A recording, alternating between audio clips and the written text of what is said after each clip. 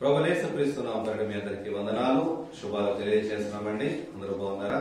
ఇంతవరకు ప్రభు ఇచ్చిన ఆరోగ్యం బట్టి దేవుడు మీ పాటల ద్వారా మహిమపరచడానికి దేవుడు ఎంతో కృప చూపించి ఉన్నాడు.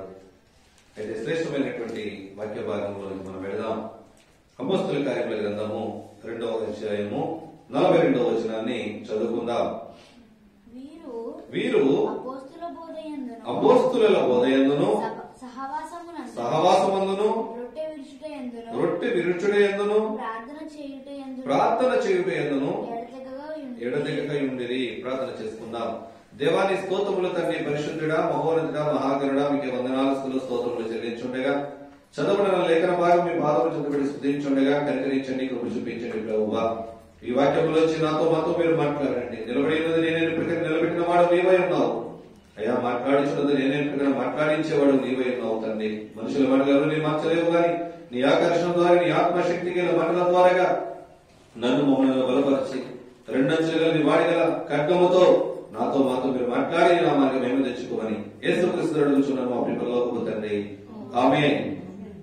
చదవబడిన వాక్య భాగం మనం చూసినట్లయితే కనుక అపోస్తుల కార్యముల గ్రంథము 2వ అధ్యాయము 42వ వచనము. వీరు అపోస్తుల బోధయందును సహవాసమందును రొట్టె విరుచుటయందును ప్రార్థన చేయుటయందును ఎలా ఉన్నారు? గట్టిగా చెప్పాలి. ఎడతెగక ఉండిరి. ఎన్ని మాటలు చదువుకున్నామండి? ఇక్కడ 4 మాటలు చదువుకున్నాం. అపోస్తుల బోధయందును సహవాసమందును రొట్టె విరుచుటయందును ప్రార్థన చేయుటయందును అంటే 4 భాగాలుగా 4 మాటలు చదువుకున్నాం. ఈ 4 మాటలు కనుక మన జీవితానికి మనం అన్వయించుకుంటే కనుక ఒక బిల్డింగ్ కట్టాలి, ఒక స్లాబ్ వేయాలి అంటే కనుక మినిమం ఎన్ని స్తంభాలు ఉండాలి? 4 స్తంభాలు 4 మూలలా ఉండాలి. ఎందుకంటే ఇల్లు కట్టేటప్పుడు 3 స్తంభాలు పునాదులు లోతుగా తవ్వి పటిష్టమైనటువంటి పిల్లర్స్ పోసి 4వ పిల్లరు ఏమవుతుంది? 3 గట్టి వేసాం కదా, ఒకటి ఏమైపోతే ఏమవుతుందని చెప్పి పైనుంచి పేర్చుకుంటా వెళ్ళిపోయాం. ఇల్లు స్లాప్ అయింది, గోడలు కడుతున్నాం. ఉంటుందంటారా? ఇల్లు ఉంటుందంటారా? ఎందుకంటే మన లోకములో మన కొన్ని రోజులు జీవించే మన ఇంటిలోనే మనము ఈ విధముగా ఉంటే శాశ్వత కాలము దేవునిలో జీవించుతున్నటువంటి నీవు నేను దేవుని కొరకు, దేవుని పనిలో దేవునికి నమ్మకమైన బిడ్డలుగా ఉంటున్నటువంటి నీవు నేను ఏ విధంగా జీవించగలుగుతాం ఆలోచిస్తున్నామా నా ప్రియ సహోదరి సహోదరుడుగా? ఈనాడు మన వాక్య భాగంలో నుంచి ఇందులో చదవబడినటువంటి 3వ మాటను బట్టి రొట్టె విరుచుటయందు నీవు ఏ విధముగా జీవించాలి అన్న మాటను బట్టి మనము మాట్లాడుకుందాం. అంటే ప్రభు రాత్రి భోజనం అనగా ఏమిటి? ప్రభువు బల్ల అంటే ఏమిటి? ప్రభువుతో చేసే భోజనం అంటే ఏమిటి అని మనం ఆలోచించుకున్నట్లయితే ఆ పిల్లల గురించి ఈ రోజు మనం మాట్లాడుకుంటే రాజవంశీయులు చేసినటువంటి భోజనము అంటే ప్రభువు మనకి ఎలాంటి వాడు? మనకి రారాజుగా, ప్రభువులు ప్రభువుగా, రాజరాజుగా ఉన్నటువంటి దేవుడు రాజవంశీకులుగా ఉండి నిన్ను నన్ను కూడా తన సొత్తైన ప్రజలుగా, రాజులైన యాజక సమూహముగా మనం నిర్మించినట్టుగా బైబిల్ గ్రంథం మనకి తెలియజేస్తూ ఉంది. చదవబడిన వాక్య భాగంలో వచ్చి మనం చూసినట్లయితే కనుక రాజవంశీయుల భోజనం అంటే కనుక దావీదును బట్టి, మెఫీబోషెతును బట్టి మనం ఆలోచించినట్లయితే కనుక దావీదు తను చేస్తున్నటువంటి రాజ్య పరిపాలనలో, దావీదు చేస్తున్నటువంటి పరిపాలన జీవితంలో సౌలు అనేటువంటి రాజు యొక్క కుమారుడు యోనాతానుడు కుమారుడు మెఫీబోషెతు. అంటే సౌలు యొక్క వంశమంతా కూడా దిగజారిపోతున్నప్పుడు, హతులైపోయినప్పుడు ఆ వంశంలో ఉన్నటువంటి ఏకైకగా మిగిలిన వాడు మెఫీబోషెతు మాత్రమే. అయితే దావీదు సింహాసనం మీద కూర్చున్నప్పుడు తన టేబుల్ దగ్గర, తన బల్ల దగ్గర భోజనము చేయడానికి ఇక్కడ ఏమైందంటే మెఫీబోషెతును పిలుస్తాడు. పిలిపించి నీ తండ్రి నాకు చేసిన ఉపకారములను బట్టి, నీ తండ్రి నాకు చేసిన మేలులను బట్టి నేను మర్చిపోయేవాడిని కాదు. నీ తండ్రి నాకు చేసిన ఉపకారములను బట్టి పితరుడు అనేటువంటి సౌలు యొక్క ఆస్తి సమస్తమును కూడా నేను నీకు ఇప్పిస్తాను. సౌలు చేసినటువంటి ప్రతి ఆస్తిని కూడా నీ వశమున నేను చేస్తాను. అయితే ఇక్కడ ఉన్నటువంటి నా బల్ల దగ్గర నీవు భోజనమునకు ఎల్లకాలము కూడా నువ్వు బ్రతికను ఉన్న రోజులు కూడా నా బల్ల దగ్గర నీవు భోజనము చేయి అన్నప్పుడు వివేకేశ్వరుడు మాట్లాడతాడు కదా, అయ్యా చచ్చిన కుక్క వంటి నన్ను, నేను ఏ పాటి వాడిని, చచ్చిన కుక్క వంటి వాడిను, అటువంటి నాకు నీ భోజనము దగ్గర నీ బల్ల దగ్గర నాకు భోజనమును సిద్ధపరచుచున్నావా? నా బ్రతుకు చచ్చిన కుక్క వంటి బ్రతుకు, నాకు నడవడం రాదు, నేను కుంటివాడిని, నేను ఎన్నిక లేని వాడిని, అయినప్పటికైనా సరే నీ బల్ల దగ్గర నాకు భోజనమును సిద్ధపరిచి ఉన్నావు. రాజులు తినే భోజనం అండి, రాజులు పొందుకున్నటువంటి రాజు భోజనము దగ్గర విందు స్వీకరించడం అంటే సామాన్యమైన విషయము కాదు. ఎందుకంటే మన ఇంట్లో భోజనాలు వండుకుంటాం, రాజు భోజనం అంటే అదొక ప్రత్యేకమైనది, ఏక మాంసములతో ఒక ప్రత్యేకమైనదిగా ఉన్నది. అలాగే సొలొమోను మహారాజును బట్టి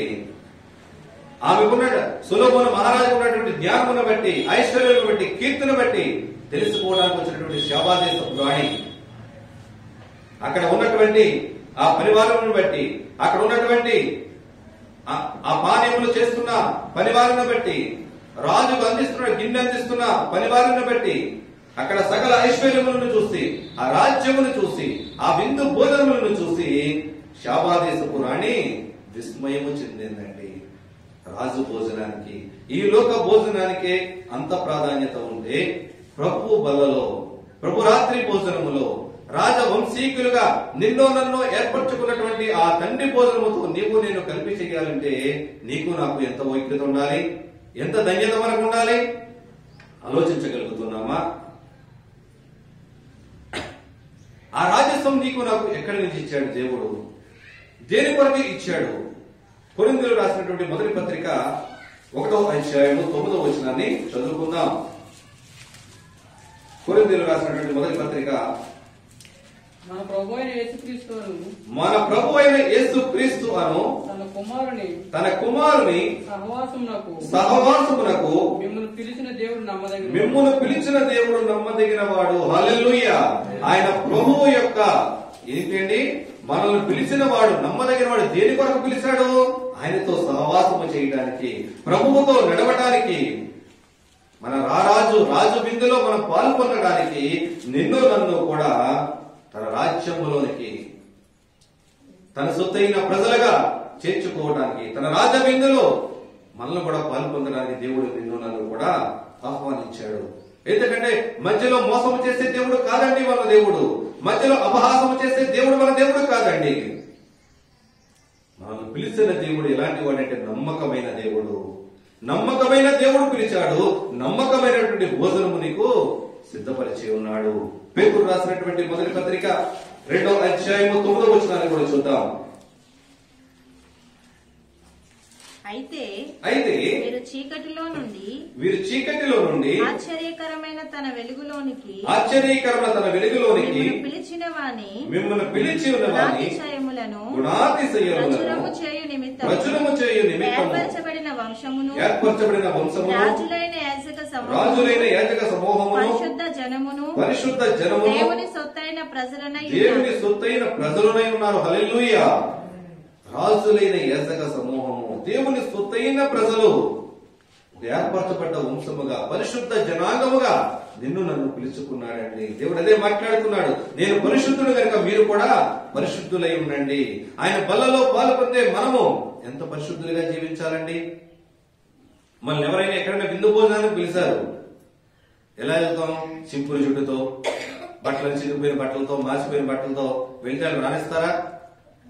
ఎవడో అడుక్కునే వాళ్ళ ఉన్నాడని చెప్పి మనల్ని ఏం చేస్తారు? గింటి వేస్తారు, చేదరించుకుంటారు, అసహించుకుంటారు. ఈ లోక భోజనాలకే నిన్ను నన్ను అలా అనుకుంటున్నారు కదా. దేవుడు నీ పైన సౌందర్యం గురించి మాట్లాడలేదు, నీ అంతరంగ సౌందర్యం గురించి, నీ పరిశుద్ధతల గురించి, నువ్వు పరిశుద్ధులుగా ఉండాలని ఆయన కోరుకుంటూ తన విందుకు నిన్ను నన్ను ఆహ్వానిస్తున్నాడు. అయితే ఆ రాజు విందులో పాలు పొందాలి అంటే కనుక, ఆ బల్లలో పాలు పొందాలి అంటే కనుక మనం ఉండవలసినటువంటి యోగ్యత ఏ విధముగా జీవించాలి? ఎలా జీవించాలి, ఎలా ప్రభువు వలలో మనం పాల్పొందాలి అన్నది మనం ఆలోచించినట్లయితే కనుక కొరింథీయులకు రాసినటువంటి మొదటి పత్రిక 11వ అధ్యాయము 23 నుంచి 32వ వచనం వరకు ఉన్న వాక్య భాగాన్ని కనుక మనం చూసుకున్నట్లయితే ప్రతి బల్ల ఆరాధనలో కూడా మనం చదువుకునే వాక్య భాగమే అయినప్పటికైనా బల్లలోకి వెళ్లేటప్పుడు మనం చదువుకుంటున్నామే తప్ప ఆ వాక్యంలో ఉన్నటువంటి భావం ఏమిటి, దేని కొరకు దేవుడు ఆ వాక్య భాగాన్ని రాశాడు, బల్లకు ఉన్నటువంటి ప్రాముఖ్యత ఏమిటి,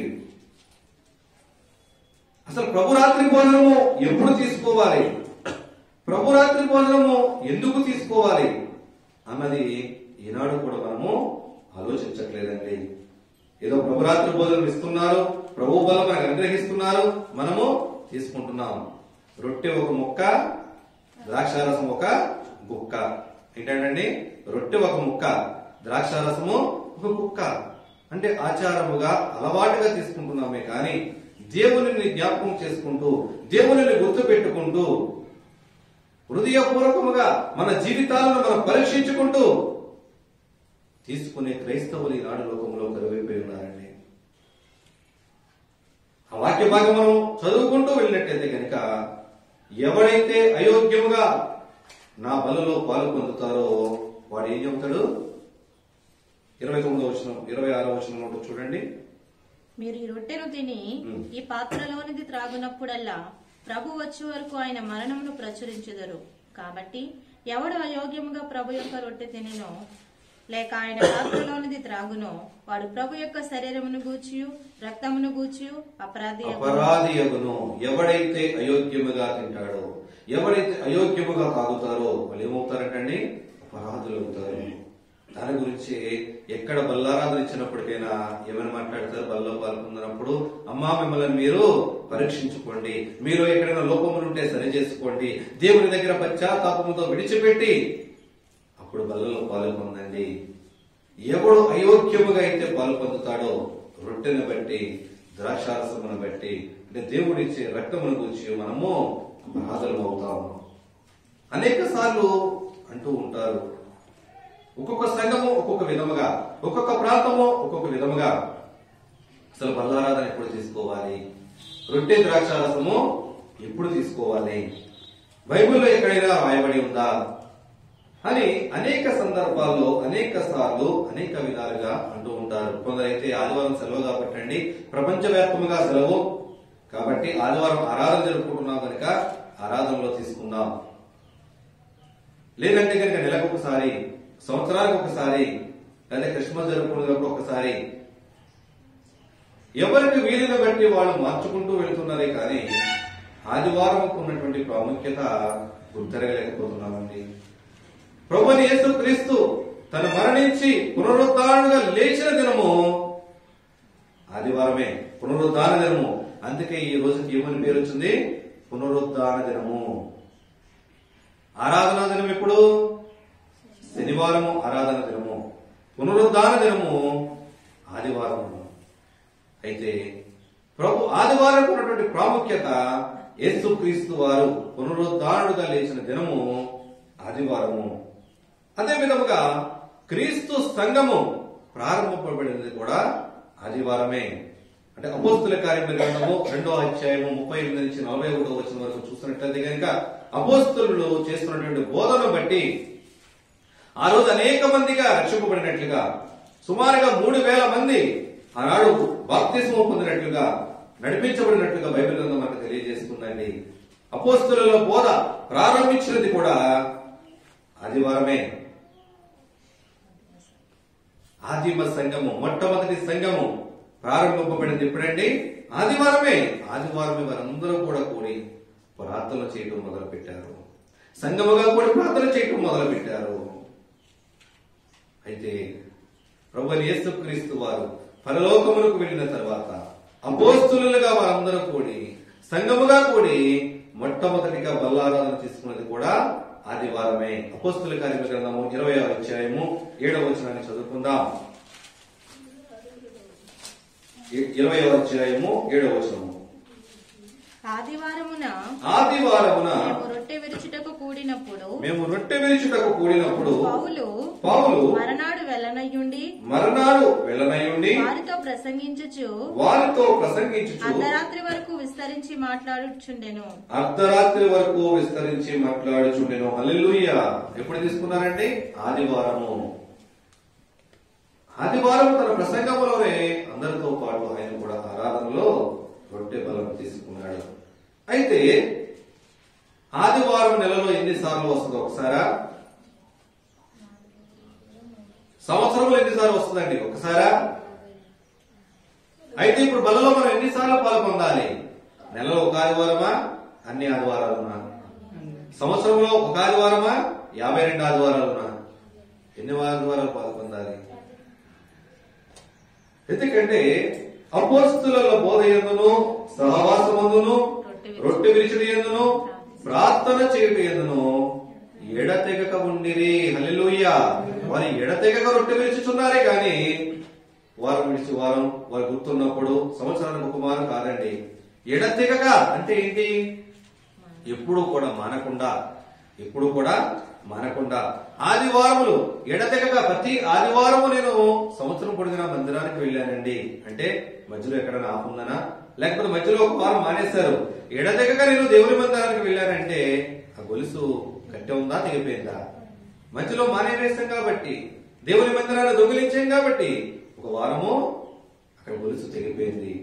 ఎడతెగక నేను దేవుని మందిరానికి వెళుతున్నానంటే మానకుండా దేవుని మందిరానికి వెళితే, అలాగే మానకుండా రొట్టె విరిస్తే అది ఎడతెగక మనము రొట్టె విరిచినట్లు. ప్రతి వారమునండి దాని గురించి ఈ నెల నుంచి ప్రతి వారము కూడా బల్లారాధన ప్రారంభించాము. విడవక ఎడతెగక ప్రభువులో ఆయన మనం జ్ఞాపకం చేసుకుంటూ ఉండాలండి. అయితే అసలు ప్రభురాత్రి భోజనము ఎవరు తినాలి? ప్రభురాత్రి భోజనము వల్ల ఎవరు పాల్పొందాలి? ఎవరు తినాలి? అంటే దీనికి వయసు లిమిట్ ఉందా? లేకపోతే వయసును బట్టి వెళ్ళాలా? ఏ విధముగా తీసుకోవాలి? ఎఫెసీ పత్రిక 1వ అధ్యాయము 23వ వచనం చదువుకుందాం. ఎఫెసీ పత్రిక 1వ అధ్యాయము 23వ వచనము. ఆ సంఘము ఆయన శరీరమును సమస్తమును పూర్తిగా నింపుచున్న వారి సంపూర్ణతై ఉన్నది. సంఘము అంటే సంఘమే ఆయన శరీరము. సంఘమే ఆయన శరీరం అంటే ఆయనలోనికి మార్చబడింది, ఆయన రక్తములో కడగబడి, శిలువ పునరుద్ధారణ కూర్చున్న వార్త తెలుసుకుని క్రీస్తులోనికి మార్చబడి, రక్షణ అనే బాప్తిస్మము ద్వారా ఎవరైతే దేవునిలోనికి మార్చబడతారో, ఎవరైతే దేవుని తన సొంత రక్షకులుగా అంగీకరిస్తారో వారందరూ కూడా సంఘముగా సమస్తమును పూర్తిగా నింపుచున్నవని సంపూర్ణత ఉన్నది.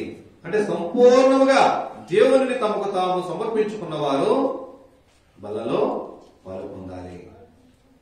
రెండోదిగా చూస్తే రోమా పత్రిక 6వ అధ్యాయం 3వ వచనాన్ని చూద్దాం. 6వ అధ్యాయము 3వ వచనం.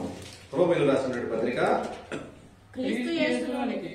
క్రీస్తు యేసులోనికి బాప్తిస్మము పొందిన మనమందరము ఆయన మరణములోనికి బాప్తిస్మము పొందుతామని ఎరుగరా? ప్రశ్న వేస్తున్నాడు. క్రీస్తు బాప్తిస్మము పొందిన మనమందరము కూడా ఎవరికంటండి? క్రీస్తు యేసులోనికి బాప్తిస్మము పొందామని, ఆయన మరణములోనికి బాప్తిస్మము పొందామని ఎరుగరా? అంటే నీళ్లలో ములిగి తేలే లోపు ఎంత సమయం పడుతుందండి? మా అయితే 1-2 సెకండ్లు, అంతే కదా. కానీ నువ్వు బాప్తిస్మము తీసుకునే ముందు దైవజనులు ఒప్పందాలు చేస్తారు. గతంలో నేను సిగరెట్ కాల్చేవాడిని అండి, ఇప్పుడు నేను కాల్చను అంటే సిగరెట్ వీడియోలు మాట్లాడరు. కానీ గతంలో నేను అపవిత్రమైన కార్యములు చేశాను, ఇక నుండి నేను చేయను. ప్రభు అయిన యేసుక్రీస్తు నా సొంత రక్షకుడుగా నేను అంగీకరిస్తున్నాను. లోకమనే చెడు వ్యసనములలో, పాపములో, వ్యభిచారములో నేను దొర్లాడను. అంటే పాత జీవితం అంతా కూడా ఆ నీటిలో కడగబడి చంటి బిడ్డ దేహం వలె నువ్వు మళ్ళీ లోకములోనికి కొత్తగా జన్మించినట్లు. ఎందుకంటే భూమిలో వేయబడినటువంటి విత్తనము అది చనిపోతేనే గాని మొక్కగా రాదు. అలాగే నీవు నేను కూడా ఆత్మీయ జీవితంలో మన పాత రోత జీవితమును మనం చంపుకుంటేనే తప్ప క్రీస్తులోనికి మనము నడిపించబడలేము. అదే ఇక్కడ దేవుడు మాట్లాడుతున్నాడు. యేసు క్రీస్తు యొక్క బాప్తిసములోనికి, ఆయన మరణములోనికి మీరు బాప్తిసం పొందుతారని మీరు ఎరుగరా? దేవుడు చనిపోయాడు కనుక ఆయన మళ్ళీ ఏం చెప్పాడు? నేను మళ్ళీ 3వ దినమున లేస్తాను. ఆరోహణమయ్యాడు, మళ్ళీ మిమ్మల్ని అందరినీ తీసుకువెళతాను, నేను వస్తాను. అంటే మిమ్మల్ని అందరినీ తీసుకువెళ్ళడానికి వస్తానంటున్నాడు. అంటే ఆయన అన్నమాట అప్పుడు బతుకున్న వారినేనా? ఈ లోపల ఈ రోజు కొందరు చనిపోవచ్చు, రేపు కొందరు చనిపోవచ్చు. ఈ వాటికి అనేక మంది, పాత నిబంధన కొత్త నిబంధన అనేక మంది చనిపోయారు. కోట్ల కొద్ది జనులు చనిపోయారు. వాళ్ళందరి పరిస్థితి, వారి నీతి కార్యములను బట్టి సమస్తమును కూడా, సమస్త జనాంగములను కూడా ఆయన తీసుకుని వెళ్ళడానికి రారాజుగా రాబోతున్నాడు. హల్లెలూయా. ఆయన మరణములోనికి నువ్వు బాప్తిసం పొందావంటే, ఆయన మరణ పునరుద్ధారుడుగా ఏ విధముగా అయితే లేపబడ్డాడో, నీవు నేను కూడా పునరుద్ధారులుగా లేపడానికి దేవుడు సిద్ధంగా ఉన్నాడు. ఆయన రాకడ సమయంలో ముందు లేచేది చనిపోయిన వారి ముందు లేపబడతారు. అదే నమ్మకంతో నీవు నేను ఆయన మరణంలోనికి మనం బాప్తిసం పొందిన వారిగా ఆయన రొట్టెలో మనము పాల్గొనాలి. అలాగే గలతీ పత్రిక 3వ అధ్యాయం 27వ వచనం కూడా చూద్దాం. గలతీ పత్రిక 3వ అధ్యాయము 27వ వచనం.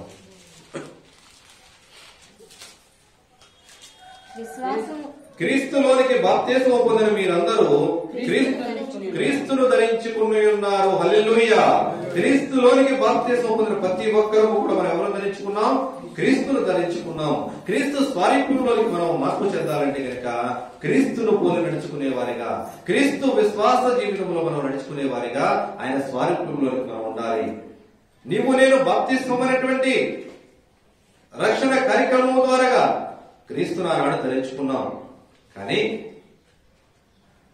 ఆ నీటి బాప్తిస్మం నుంచి ఒంటికి వచ్చినటువంటి నీవు నేను ధరించుకున్నటువంటి క్రీస్తును నీలోనే ఉంచావా?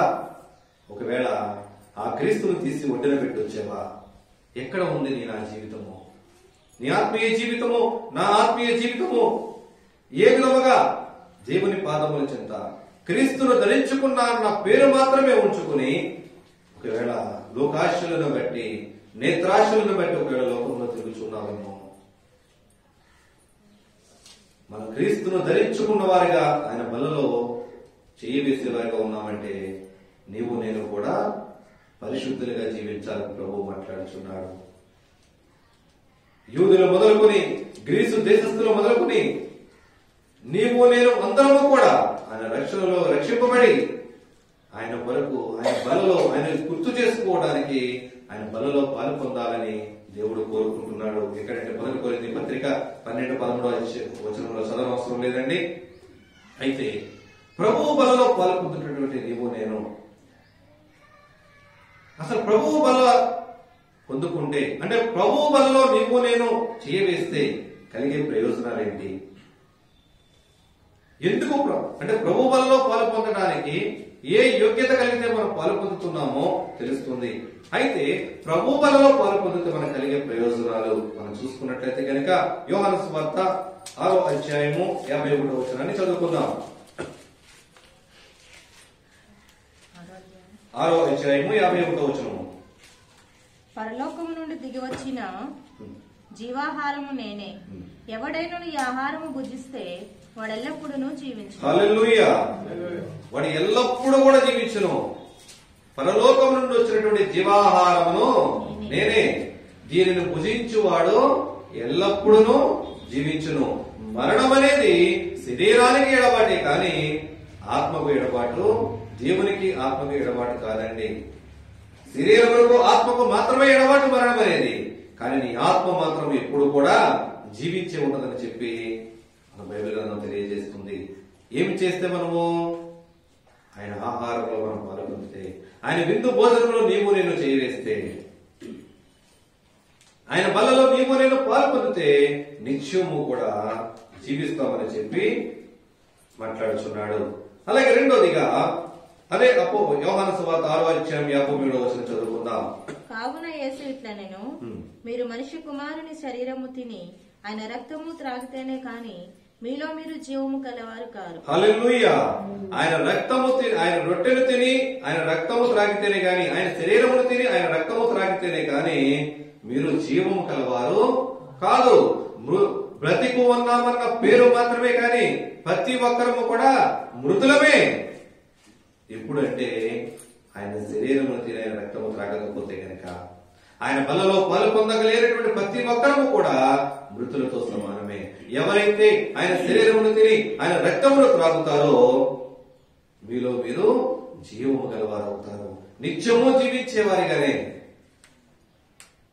ఆయన జీవాహారము తింటే శాశ్వత కాలము జీవిస్తాము. అయితే మనలో మనము జీవించాలంటే నిరంతరము కూడా ఆయన జీవాహారంలో మనము పాలు పొందుతూ ఉండాలి. అదే చెప్తున్నాడు, జీవాహారములు నేనే, నా ఆహారము తినువాడు నిత్యము జీవిస్తాడు, నా శరీరము తినే రక్తము తాగువాడు మీలో మీరు జీవము. ఎందుకు కొందరు అంటారు, ఈడింట్రా జీవోత్సవంలో పడి ఉన్నాడు అంటారా? అనండి, ఇదే మాట ఊసు లేనివాడిని అంటే స్పర్శ లేని వాడిని జీవోత్సవంలాగా పడి ఉన్నాడంటారు. అంటే ఆ జీవము నీలో కదలాలి అంటే కనుక, నువ్వు అనేక మందికి మాదిరికర్మగా ఉండాలి అంటే కనుక నీలో జీవం అనేది దినదినము కూడా వృద్ధి చెందుతూ ఉండాలి. అది ఎప్పుడు వృద్ధి చెందుతుంది అంటే కనుక ఆయన శరీరమును తిని ఆయన రక్తము త్రాగినప్పుడు మాత్రమే నీలో దినదినము శరీరము జీవము వృద్ధి చెందుతూ ఉంటది. మూడవదిగా చూసినట్లయితే కనుక 56వ వచనం చదువుకుందాం. నా శరీరము తిని నా శరీరము తిని నా రక్తము త్రాగువాడు నా రక్తము త్రాగువాడు నా యందును నేను వాని యందును నిలిచియుందుము. నిలిచియుందుము. హల్లెలూయా. నా శరీరము తిని నా రక్తము ఎవరైతే త్రాగుతారో వాడు నా యందు ఉంటాడు, నేను వాని యందు కూడా ఉంటాను. ఎంత భాగ్యం ఇస్తున్నాడండి దేవుడు. ఎందుకంటే నీ ఆస్తి కోరుకోవట్లేదు, నీ అందచందాలు కోరుకోవట్లేదు, లేకపోతే నీకున్నటువంటి భోగభాగ్యాలు దేవుడు మనట్లేదు. నేను ఇచ్చే జీవాహారమును, నా శరీరమును, నా రక్తమును నువ్వు స్వీకరించు. నువ్వు ఎప్పుడైతే స్వీకరిస్తావో నువ్వు ఎక్కడ ఉంటావు? నాలో ఉంటావు, నేను నీలో ఉంటాను. ఎంత బంధం అండి! మానవుడితో దేవుడు కోరుకునేది అదే, ఒక స్నేహితుడుగా ఉండాలని. ఎప్పుడు కూడా ఒక స్నేహితుడు ఎంత ప్రాణ స్నేహితులు మాట్లాడుకుంటారో ఆ విధముగా నీతో నాతో స్నేహము చేయాలని చెప్పి దేవుడు ఇష్టపడుతూ ఉంటాడు. కానీ మానవులుగా మనము అనేక సార్లు త్రోవ తప్పిపోతూ ఉంటాం. 4వదిగా చూసినట్లయితే కనుక 54వ వచనం. నా శరీరము తిని నా రక్తము తాగువాడే నిత్య జీవము గలవాడు. హల్లెలూయా. నా శరీరము తిని నా రక్తము త్రాగువాడే నిత్య జీవము గలవాడు. నువ్వు నిత్య జీవములోనికి వెళ్ళాలి అంటే గనక, ఆయన రాజ్యంలోకి నువ్వు ప్రవేశించాలి అంటే గనక ఆయన శరీరమును తిని ఆయన రక్తము త్రాగాలి, ఆయన బలలో చేయవేయాలి. చేయవేస్తే మాత్రమే నీవు ఎక్కడికి వెళ్తావు? నిత్య జీవంలోనికి వెళ్తావు. నేను రక్షణ తీసుకున్నానండి, నాకు చాలు, నేను నీటిలో మునిగి బయట నా ఇష్టం వచ్చినట్టు తిరుగుతాను, నేను టికెట్ కొనుక్కున్నాను అంతే, నేను ఎక్కడైనా తిరుగుతాను. మనం ఎక్కడికైనా ప్రయాణమే వెళ్తూ ఉంటాం. టికెట్ కొనుక్కున్నాను, నీకు ఇష్టం వచ్చినట్టు నువ్వు పొలాల్లో తిరిగి లేకపోతే వీధుల్లో తిరిగి ఎక్కడెక్కడో తిరిగితే బస్సు ఉంటుంది. అక్కడ బస్సు ఉంటుందండి. లేకపోతే టికెట్ కొనుక్కు నేను టికెట్ పెట్టించాను బస్సు ఎక్కి ఊరుకుంటాడా? బాబు దిగు, నీకు టికెట్ లేకపోతే కుదరదు. ఇంటికాడ రాసి వస్తే ఇంటికి తెచ్చుకోవాలి. రక్షణకు ఉన్నటువంటి ప్రాముఖ్యత, ఆయన శరీరమును తిని ఆయన రక్తము త్రాగితే నిత్య జీవములోకి నేను నడిపిస్తానంటున్నాడు దేవుడు. 5వదిగా చూసినట్లయితే కనుక అదే 54వ అధ్యాయం, అదే 54వ వచనం చదువుదాం. అంత్యదినమున నేను వారిని లేపుదును. అంత్యదినమున వారిని నేను లేపుదును. హల్లెలూయా. ఎప్పుడైతే అంత్య దినములు రాబోతున్నాయో, నేను రెండవ రాకడలో మిమ్మల్ని అందరినీ తీసుకువెళ్ళడానికి వస్తాను, అప్పుడు వారందరినీ కూడా నేను లేపుతాను. నా రాజ్యానికి తీసుకుని వెళ్ళడానికి వారందరినీ కూడా నేను లేపుతాను. ఎప్పుడంటే ఆయన శరీరమును తిని ఆయన రక్తము తాగినప్పుడు మాత్రమే నువ్వు లేపబడతావని చెప్పి దేవుడు మాట్లాడుతున్నాడు. అది 57వ వచనం కూడా చదువుదాం. జీవము గల తండ్రి పంపెను, నన్ను పంపిన కనుక నేను తండ్రి మూలముగా జీవించుచున్నట్టే నన్ను తినువాడును నా మూలముగా జీవించును. హల్లెలూయా. నన్ను ఎవరైతే తింటున్నారో, నా దేహము ఎవరు భుజిస్తున్నారో, నా శరీరమును ఎవరు తింటున్నారో, నా రక్తమును ఎవరు స్వీకరిస్తున్నారో వారు ఎలా బ్రతుకుతారు? నా మూలముగానే జీవిస్తారు, నా మూలముగానే బ్రతుకుతారు. ఎందుకంటే నేను తండ్రి మూలముగా ఇక్కడ పంపబడ్డాను, తండ్రి మూలముగా నేను జీవించున్న ప్రకారం వారు కూడా అదే విధముగా జీవిస్తారు.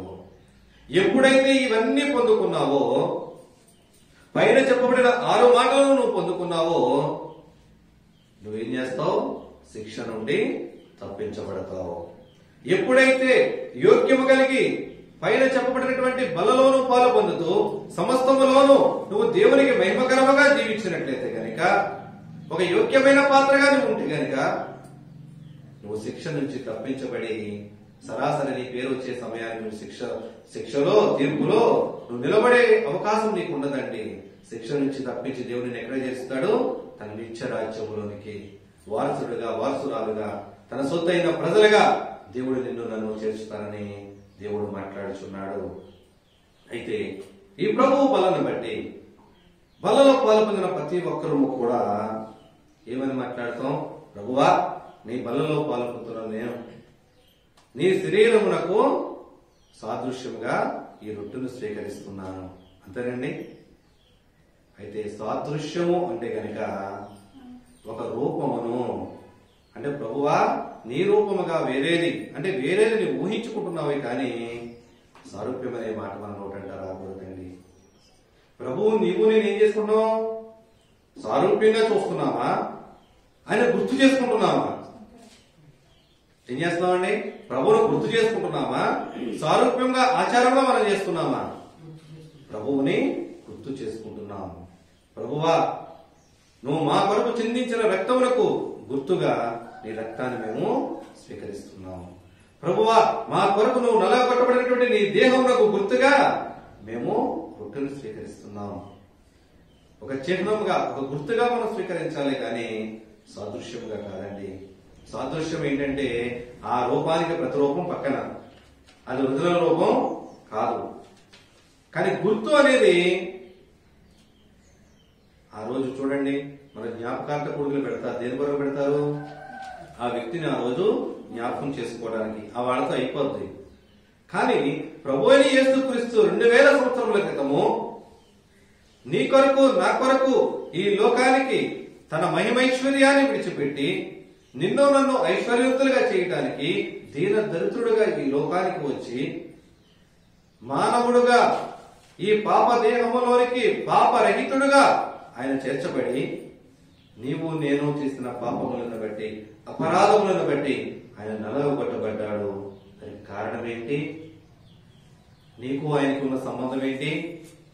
నీవు నేను నశించిపోకూడదని, నీవు నేను పాతాళ లోకములోనికి దిగజారిపోకూడదని, నీవు నేను అంధకార కుటుంబంలోనికి దిగిపోకూడదని, నీ పాతాళ లోకము నుంచి నిన్ను పైకి లేవనెత్తాలని దేవుడు నీ నా పాపముల కొరకు, నీ నా అపరాధముల కొరకు కలువరి శిలువలో నలగొట్టబడ్డాడండి. యెషయా గ్రంథము 53వ అధ్యాయము 3 నుంచి 10వ వచనం వరకు మనం చూసినట్లయితే కనుక, యెషయా గ్రంథము 53వ అధ్యాయము అతడు తృణీకరింపబడిన వాడును, ఆయను మనుషుల వలన విసర్జింపబడిన వాడును, వ్యసనాక్రాంతుడుగాను, వ్యాధిని అనుభవించేవాడుగాను, మనుషులు చూడనల్లని వాడుగాను ఉండెను. అతడు తృణీకరింపబడిన వాడు కనుక మనము అతనిని ఎన్నిక చేయలేకపోతే. అవునండి, మన కొరకు ఆయన తృణీకరించబడ్డాడు, మన కొరకు ఆయన అవమానించబడ్డాడు, మన కొరకు ఆయన ద్వేషించబడ్డాడు. నీవు నేను పొందవలసిన నిందలు ప్రభువు వేసుకున్నాడండి. ఆయన ముఖం మీద ఉమ్మి వేయబడ్డాడు. దేని కొరకంటే తనను తాను తగ్గించుకున్నాడు. నిన్ను ఐశ్వర్యవంతుడిగా చేయడానికి, నిన్ను ఉన్నత స్థితిలో నిలబెట్టడానికి, నిన్ను ప్రయోజకులుగా చేయడానికి, నిన్ను ఆస్తికర్తలుగా చేయడానికి, నీవు పొందవలసిన బాధలు, నీకున్నటువంటి శ్రమలు, నీ తల మీద ఉన్నటువంటి సమస్త పాపములను ఆయన ముళ్ళ కిరీటముగా స్వీకరించినాడు. వ్యసనాక్రాంతుడిగా, నలగొట్టబడిన వాడిగా, దూషింపబడిన వాడిగా, అపహసించబడిన వాడిగా నీ కొరకు నా కొరకు నలగొట్టబడ్డాడండి. ఎన్ని బాధలు అనుభవించినప్పటికైనా, నాగల చాలవలి ఆయన దేహము దున్నబడినప్పటికైనా సరే, కొరడాల చేత చించబడినప్పటికైనా సరే, గొర్రె పిల్లవలే ఆయన నోరు తెరవలేదండి. నీ కొరకు నా కొరకు అంత ప్రేమించిన దేవుడు, అంతగా ప్రాణం పెట్టినంతగా ప్రేమించినటువంటి దేవుడు, ఆ ప్రేమకు గుర్తుగానే ఆయన శరీరమును తిని ఆయన రక్తములోనిది త్రాగమని చెప్తున్నాడు. ఎంతకనగా కొట్టబెట్టాడండి. నీ కొరకు నా కొరకు ఈ లోకంలో ఎవరైనా, మన బంధువులు ఎవరైనా, మన రక్త సంబంధికులు ఎవరైనా, ఒక భార్య గాని, ఒక భర్త గాని, తల్లిదండ్రుల కొరకు బిడ్డలు గాని, బిడ్డల కొరకు తల్లిదండ్రులు గాని ఎవరైనా రక్తం చెందిస్తారా అండి? ఒక్క దెబ్బ తెరమంటే తింటారా? కానీ అయినప్పటికైనా, ఏ సంబంధము లేకపోయినప్పటికైనా, సృష్టి నిర్మాణకములో ఉన్నటువంటి దేవుడు ఆ సృష్టి నిర్మాణకంలో ఒక పాత్రగా, ఒక ఏలికగా నీవు ఉండాలని నిన్ను తన స్వరూపములో, తన పోలికలో నిన్ను నిర్మించుకున్నాడు కనుక నువ్వు తప్పిపోకూడదని, నువ్వు చెదిరిపోకూడదని, పాపమంతకాలు నువ్వు బంధింపబడకూడదని నీ కొరకు ఆయన నిలగొట్టబెట్టాడు. తన మహిమైశ్వర్యాన్ని విడిచిపెట్టాడు, ఉన్నత స్థితిని విడిచిపెట్టాడు, దేవదూతల కంటే కిందవాడిగా వచ్చాడు, తనను తాను దక్కించుకున్నాడు, తనను తాను రిక్తుడుగా వచ్చాడు. ఎన్ని దోషములు అయినప్పటికైనా, పిడిబుద్ధులు గుద్దినప్పటికైనా, తన వస్త్రములు చింపుకున్నప్పటికైనా ఒక్క మాట కూడా మాట్లాడలేదండి. దేని కొరకంటే నిన్ను నన్ను ప్రేమిస్తున్నాడు కనుక.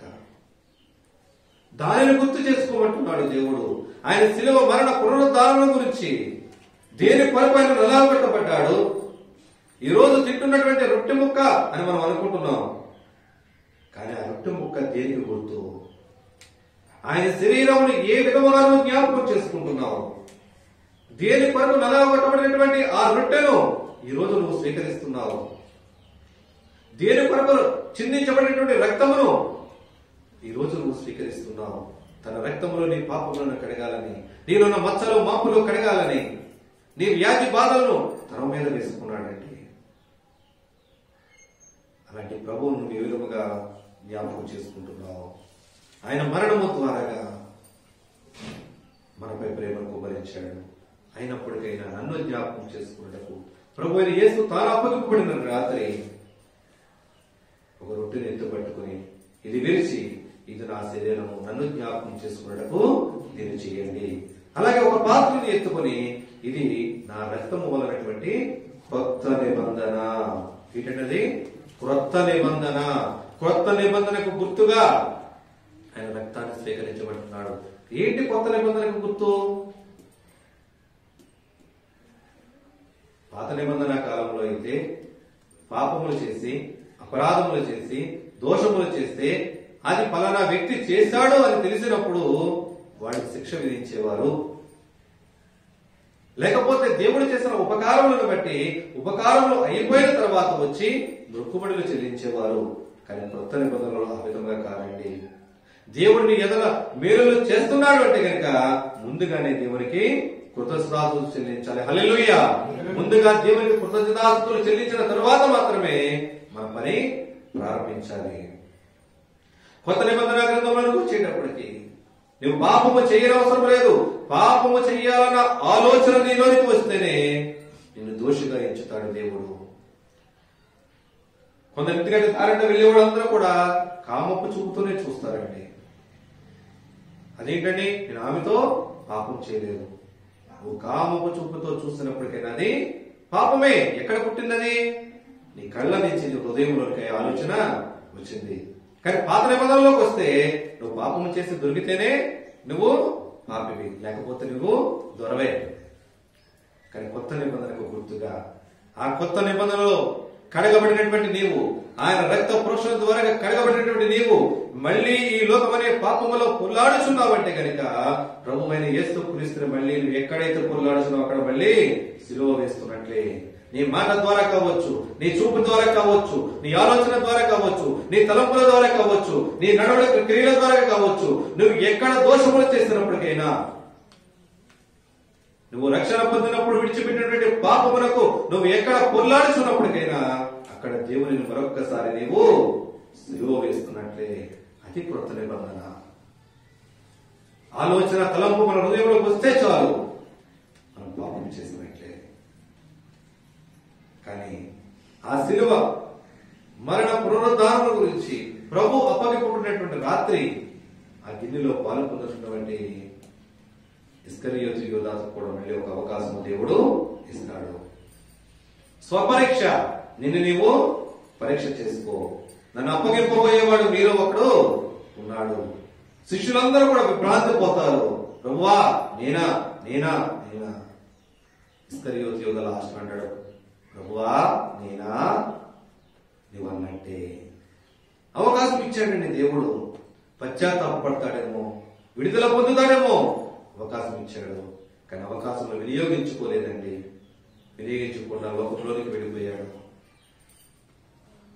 ప్రభువు చెప్తాడు, తను పుట్టక ఉండకుంటే అతను మేలవును, కానీ తలకిందులుగా పడి చనిపోతాడు. తన మరణాన్ని ఆయనే కొని తెచ్చుకున్నాడు. అదే కనుక పశ్చాత్తాపము చెంది దేవుని పాదంలో పడిన, ప్రభువా నేను తప్పు చేస్తాను, నేను దోషములు చేస్తానని చెప్పి పాప క్షమాపణ అడిగినట్టు కనుక ఇస్కరియోతు యూదా మీదకి శాపం వచ్చి ఉండేది కాదు. అయోగ్యముగా బలలో చేయి వేశాడు, శాపాన్ని కొని తెచ్చుకున్నాడు. తన మరణాన్ని తానే కొని తెచ్చుకున్నాడు. నా ప్రియ సహోదరి సహోదరుడిగా నీకు నాకు దేవుడి మధ్యాహ్న కాలంలో మరొక అవకాశం ఇస్తున్నాడు. అటువంటి శాపములు నీలో నాలో ఉన్నాయా? అటువంటి అపవిత్రమైన కార్యములు నీలో నాలో ఉన్నాయేమో పరీక్షించుకోమని మరొక అవకాశం దేవుడు ఇస్తున్నాడు. దేని కొరకంటే నువ్వు శాపగ్రస్తుడు కాకూడదని. నీ శాపములు తన మీద వేసుకున్నాడు, నీ నిందలు ఆయన మీద వేసుకున్నాడు. నువ్వు శాపగ్రస్తుడు కాకూడదన్న ఉద్దేశంతో దేవుడు మరొక అవకాశము నీకు ఇస్తున్నాడు. ఎవడైనా అయోగ్యముగా పాల్పొందినట్లయితే కనుక ఈ పాత్రలో త్రాగునప్పుడల్లా ప్రభువు వచ్చే వరకు ఆయన మరణముకు ప్రచురము చేయాలని కూడా మాట్లాడుచున్నాడండి. ఎవడు అయోగ్యముగా ప్రభు యొక్క రొట్టెను తినో లేక ఆయన పాత్రలో త్రాగునో వాడు ప్రభు యొక్క శరీరము గుచ్చు రక్తమును గుచ్చు అపరాధి అగును. కాబట్టి ప్రతి మనుషుడు తన్ను తాను పరీక్షించుకోవలను. అలాగూ చేసి ఆ రొట్టెను తిని ఆ పాత్రలోనిది త్రాగవలెను. ప్రభువు శరీరమని వివేచింపగా తిని త్రాగువాడు తనకు శిక్షావిధి కలుగుడికే తిని త్రాగుచున్నాడు. అంటే వివేచన లేనటువంటి జనులు ఈనాడు ప్రభు బలలో పాల్పొందుతూ అనేక వ్యాధి బాధలతో అనేక బలహీనతతో కొట్టుమిట్టులాడుచున్నారంటే నీలో ఉన్నటువంటి అపవిత్రత నీవు కడుక్కోలేదు. నీలో ఉన్నటువంటి పాపము నువ్వు కడుక్కోకుండా అయోగ్యముగానే బలలో చేయబెడుతున్నావు. దాని గురించి కింద వచనాల్లో మనం వెళితే కనుక అక్కడ కూడా రాయబడి ఉంటుంది. బలహీనతలు, మనలో వ్యాధి బాధలు దేనికి రప్పిస్తున్నాడు దేవుడు అంటే కనుక నువ్వు శిక్ష నుంచి తప్పించబడాలని. ఈ లోకంలో ఉండగానే బాధలు నువ్వు అనుభవిస్తున్నావు అంటే దేనికంటే నువ్వు ఆయన రాజ్యంలో శిక్ష నుంచి తప్పించబడాలని దేవుడు ఇక్కడే నీకు శిక్ష విధిస్తున్నాడు. ఈ లోకంలోనే వ్యాధి బాధలను బట్టి, బలహీనతను బట్టి, శోధనలను బట్టి, సమస్యలను బట్టి అనుగ్రహిస్తున్నాడు. నా ప్రియ సహోదరి సహోదరుడా, ఈ మధ్యాహ్న కాలంలో మరొక్కసారి దేవుడు అవకాశం ఇస్తున్నాడు. ఆయన బలలో పాల్గొనడానికి, ఆయన శరీరమును తిని ఆయన రక్తమును త్రాగడానికి, ఆయన బలలో చేయవేయడానికి ఇప్పటికైనా నిన్ను నువ్వు పరీక్షించుకో, పరిశీలన చేసుకుని సరి చేసుకుని నీలో ఉన్నటువంటి అయోగ్యత ఎక్కడైనా ఉంటే విడిచిపెట్టి ఒక యోగ్యమైన పాత్రగా ఒక నిబంధన చేసుకో. లేదంటే కనుక ఇస్కరియోతు యూదా మరణాన్ని కొని తెచ్చుకున్నట్లుగా, శాపాన్ని కొని తెచ్చుకున్నట్లుగా నీవు నేను శాపాన్ని కొని తెచ్చుకుంటున్నావు. అట్టి విధముగా ఉండకూడదని ప్రభువు కోరుకుంటున్నాడు. ఇస్కరియోతు యూదాను ఎందుకు పెట్టాడంటే ఒక మాదిరికరముగా అతను ఉన్నట్లుగా నీవు ఉండొద్దని, అతను జీవించినట్టుగా నువ్వు జీవించొద్దని. అతను లోకమనే పాపములో బంధింపబడ్డాడు, నువ్వు బంధింపబడద్దని దేవుడు మాట్లాడుచున్నాడు. దేవుని మాట వింటావా? దేవుని కొరకు జీవిస్తావా? తప్పులు ఒప్పుకొని పాప క్షమాపణతో ఒక యోగ్యమైన పాత్రగా బలలో పాల్గొంది. అపోస్తలుల బోధ ఎందును, సహవాసమందును, రొట్టె విరుచుటి ఎందును, ప్రార్థన చేయటి ఎందును ఎడతెగక జీవిస్తావా? అట్లా జీవించినట్లయితే కనుక అపోస్తలుల పునాది మీద కట్టబడినటువంటి నీ ఆత్మీయ జీవితము ఆయన నిత్య రాజ్యంలోనికి వారసులుగా తీసుకువెళ్ళడానికి దేవుడు అనుగ్రహిస్తాడు. అటువంటి కృప పరిశుద్ధాత్మ దేవుడు అందరికీ కలుగ చేయనుగాక. ఆమేన్. ప్రార్థన చేసుకుందాం. దేవాని స్తోత్రములు తండ్రి, పరిశుద్ధుడా నీకే వందనాలు స్తోత్రములు చెల్లించుండగా ఈ మధ్యాహ్న వేళలో మరొకసారి పాపం జరుపుకొచ్చున్నాం. కనికరించి చూపించండి నాన్న. అవును రాజ్య, నీ బలలో పాల్పొందుతున్న మేము అనేక సార్లుగా అయోగ్యులుగానే మేము పాల్పొందున్నాం. ఇంతవరకు ప్రభువా ఈ మధ్యాహ్న కాలం మా తప్పుల అపరాధాలు ఒప్పుకుంటున్నాం, విడిచిపెడుతున్నాము తండ్రి. నువ్వు కాచిన రక్తంలో మా పాపం జీవితంలో సమస్తములో కడుక్కుంటుండగా కృప చూపించండి ప్రభు. యోగ్యమైన పాత్రలో పెట్టుకోండి. వితరుల ఆత్మీయ ఆవేది కూడా వ్యర్థముగా పోకుండా నిబిడల యొక్క జీవితాల్లో ఫలవంతులుగా నడిపించుకుని నామానికి మహిమ తెచ్చుకోమని నాతో మాతో మీరు మాట్లాడి నామానికి మహిమ తెచ్చుకోమని యేసుక్రీస్తు అడుగుచున్నాను మా పరలోకపు తండ్రి. ఆమేన్.